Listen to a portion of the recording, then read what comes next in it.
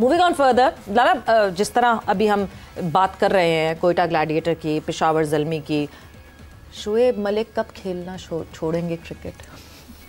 शोएब मलिक यार खेलना चाह रहे, खेलता रहे। कितने साल में जल्दी अब तो शायद ने भी छोड़ दिया। अब तो मतलब भी छोड़ दिया।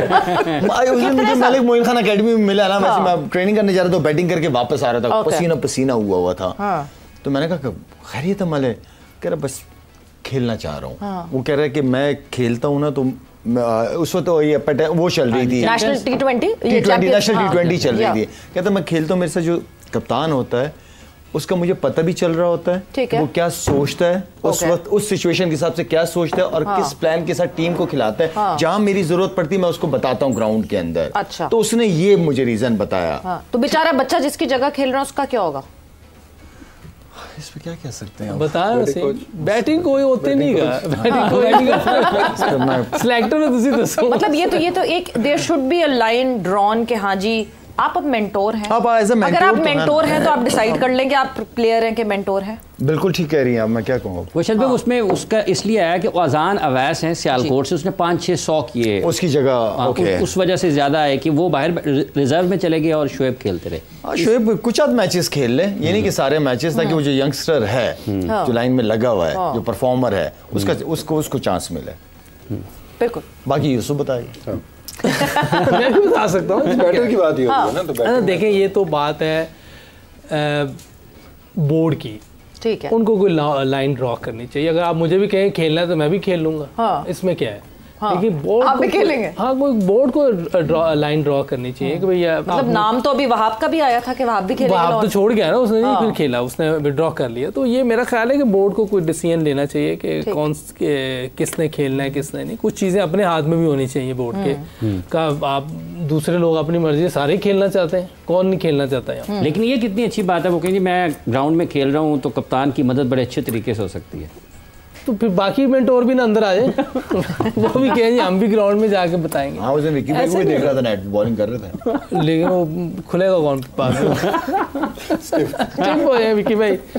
देखो मुझे भी यही प्रॉब्लम है, इसलिए कह रहा हूँ कि स्टिफ हो जाएंगे वो।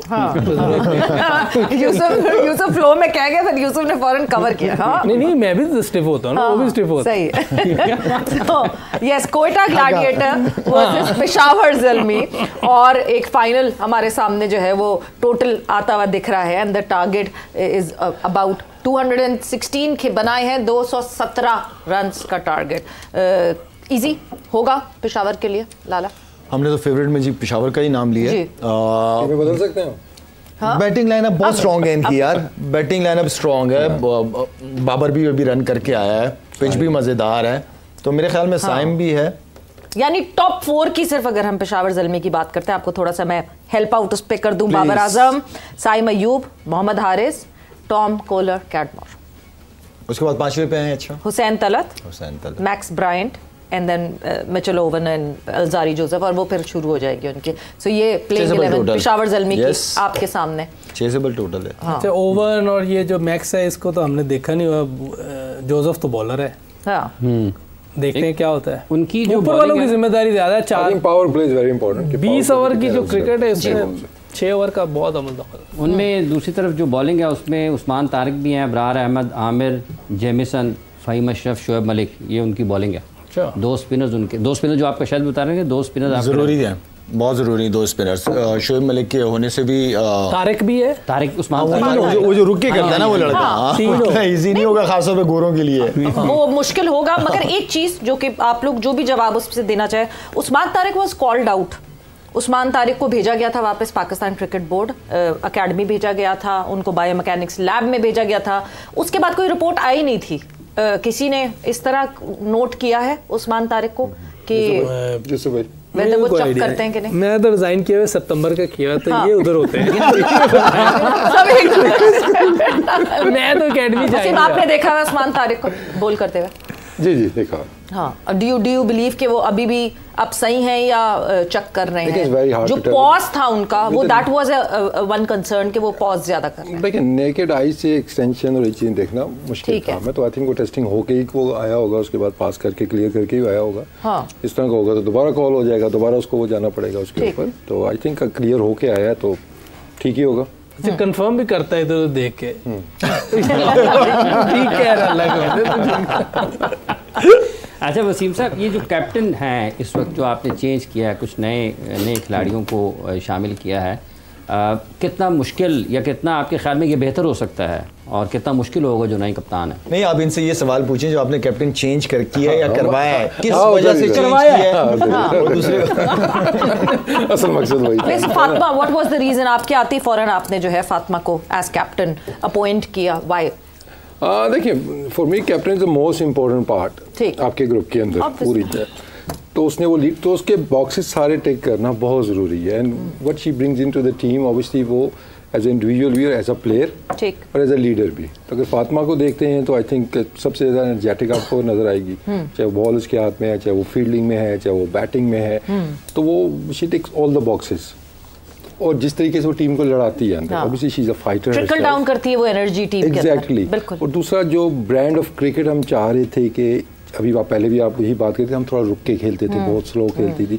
तो जब आप इस तरफ एक जा रहे हैं जी कि हमने अब जरा अटैकिंग ब्रांड खेलना है, हमने बाउंड्री की परसेंटेज हमने बढ़ानी है, तो उसके लिए आपको लीडर का वो फॉलो करना बहुत ज़रूरी है। ये नहीं हो सकता कि आपका लीडर स्लो खेले, अब बाकी बैटर्स को बोले भाई तुमने तेज़ खेलना है, तो वो पहला सवाल क्या आएगा, हाँ जी पहले अपने कप्तान को तो कर ले। तो वो बॉक्सेस सारे उसने वो टिक किए हैं और एनर्जी उसमें यंग है, फ्यूचर आगे उसका बहुत ज़्यादा वो ब्राइट चल रहा है। जिससे कल के मैच में भी उसने जिस तरह विकेटें ली हैं, ऑल्दो कि हमारा प्लान नहीं था बॉलिंग करवाने का उसको कि she was carrying a small निगल, लेकिन आखिर में सिचुएशन ऐसी बनी कि उसने शी शोड हर कैरेक्टर कि मैं करूँगी बॉलिंग, पेन लेके करूँगी बॉलिंग, और थोड़ी सी बॉलिंग उसने की, उसमें 4 आउट किया और मैच वहाँ से टर्न अराउंड हो गया था। तो आई थिंक फातिमा जिस तरह मतलब आप कह लेंगे इस टाइम की हमारी जो सबसे बड़ी स्टार है वुमेन्स क्रिकेट की, that is Fatima Sana. Good decision, बिल्कुल डिसीजन लेने पड़ते हैं। हाँ नहीं, और फातिमा ने देखिए स्पार्क दिखाया था। I remember her first year, और वो आईसीसी की इमर्जिंग प्लेयर बनी थी पहले ही साल आते ही अपने, सो ऑब्वियसली टैलेंट तो था। Alia Riaz, how do you see her future? And Alia जिस तरह इस वक्त खेल रही है, पिछले दोनों मैचेस में she is been performing, what about her? अच्छा ये भी लाजिम है कि जो अच्छा खेल रहा हो वो सेंट्रल कॉन्ट्रैक्ट में ना हो? इफ इट हेल्प्स तो फिर ले लेंगे सबसे भी अच्छा खेलो। हाँ देखिए वो एक सेपरेट डिबेट है, लेकिन अगर आप क्वालिटी की बात करती हैं, एक्सपीरियंस की बात करती हैं, तो ऑब्वियसली टॉप बैटर जो हमारी उसमें आएगी वो आलिया रियाज आती है कि जो पावर हिटिंग क्वालिटी, जिसको आराम से आप कहना कि ये छक्का मार दो यहाँ पे, वो आपको मार के दिखाएगी। ठीक है, तो वो उसने कल भी शो किया, और साथ साथ जो मैच्योरिटी उसने शो की है, जिस तरह प्रेशर हैंडलिंग का भी हम टॉपिक एक डिस्कस कर रहे थे कि डॉट बॉलिंग अगर खेलिए तो वो मर्जी से खेल रही है कि अगले ओवर में दूसरी बॉलर आ रही है, कैलकुलेशन उसकी ज़बरदस्त है, और जिस तरीके से भी वो परफॉर्म कर रही है, फिटर होके वो आई है। अभी फील्ड के अंदर आप देखेंगे काफ़ी एनर्जी आपको नज़र आएगी, काफ़ी अच्छे कैचेज भी उसने पकड़े हैं। तो एज अ सीनियर प्रो वो भी अगर आपने मैच विनिंग उसने खेली है, तो that will inspire the youngsters कि हम अपनी सीनियर के पीछे चलें। तो वाइटल पार्ट है हमारी वो टीम का, और आगे चल के आपको और ज़्यादा परफॉर्मेंस की तरफ से नज़र आएंगे, क्योंकि एक विजन क्लियर हो गया है कि नो फियर, आप जाएं एक्सप्रेस योरसेल्फ। आप जितना ट्रेन करना था आपने कर लिया, जब आपका कंपटीशन स्टार्ट हो गया then you go and you express yourself, don't think too much, जो आता है उसको बस जाके वहाँ पे अप्लाई करना है, कब कैसे करना है वो डिसीजन आपका है अंदर।